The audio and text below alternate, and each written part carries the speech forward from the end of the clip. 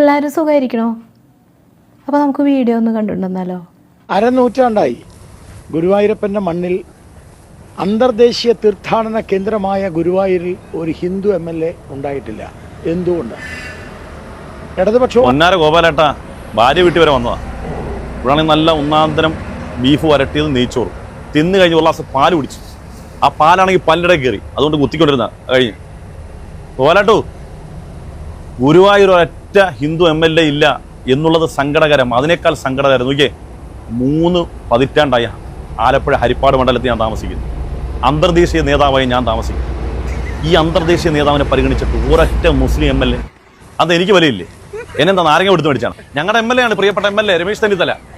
എന്നെ ചെന്നിത്തല തന്നെയാണെന്ന് അന്തർദേശീയ മുസ്ലിം നേതാവായ ഞാൻ ഉണ്ടായിരിക്കെ എനിക്ക് പറ്റിയൊരു ആളെയല്ല അവിടെ MLA ആക്കി വെച്ചത്, മറിച്ച് രമേശ് ചെന്നിത്തല. മൂപ്പർ എന്നെ പരിഗണിക്കുന്നുണ്ട്. എന്തൊരു കഷ്ടമാണ് പൊന്നാര ഗോപാലേട്ടാ. ഇതേ പള്ളിയിലേക്കും ചർച്ചിലേക്കും അതുപോലെ തന്നെ അമ്പലത്തിലേക്കുള്ള തിരഞ്ഞെടുപ്പല്ല, നിയമസഭയിലേക്കുള്ള തിരഞ്ഞെടുപ്പാണ്.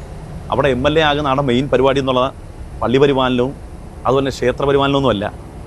ആ നാട്ടിലെ എല്ലാ ജനങ്ങളും, മുസ്ലിം ആകട്ടെ, ക്രിസ്ത്യാനി ആകട്ടെ, ഹിന്ദു ആകട്ടെ, മതമുള്ളവനാകട്ടെ, ഇല്ലാത്തവനാകട്ടെ, അവിടെയുള്ള എല്ലാ മനുഷ്യന്മാരുടെയും ക്ഷേമത്തിന് വേണ്ടി പ്രവർത്തിക്കലാണ് MLAയുടെ പണി. അല്ല അവിടുത്തെ പള്ളിയുടെ പുരോഗമനവും അവിടുത്തെ ദേവാലയത്തിൻ്റെ മറ്റ് ആരാധനാലയത്തിൻ്റെ പുരോഗമനത്തിന് വേണ്ടി പ്രവർത്തിക്കുന്നതല്ല MLA.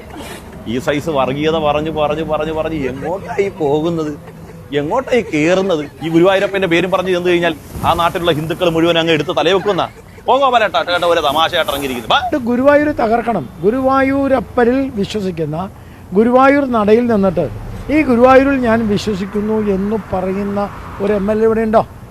വിളക്ക് കത്തിക്കുന്നത് ഹറാമാന്ന് പ്രഖ്യാപിക്കുന്ന ഒരു MLA, ഗുരുവായൂർ അമ്പലം എന്ന് പറയുന്നത് മിത്താണ് എന്ന് പറയുന്ന വേറൊരു MLA.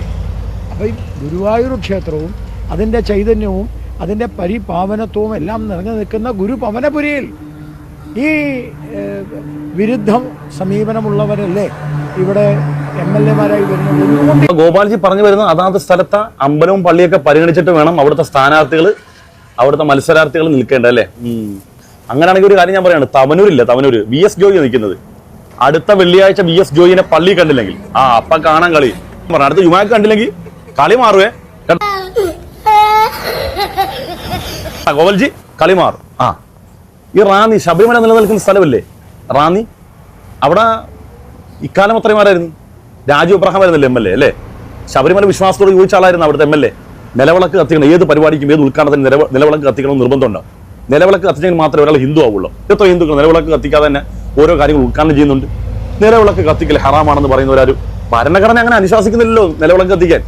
എന്താണ് ഗോപാൽജി ഇങ്ങനെയൊക്കെ പറയുന്നത്?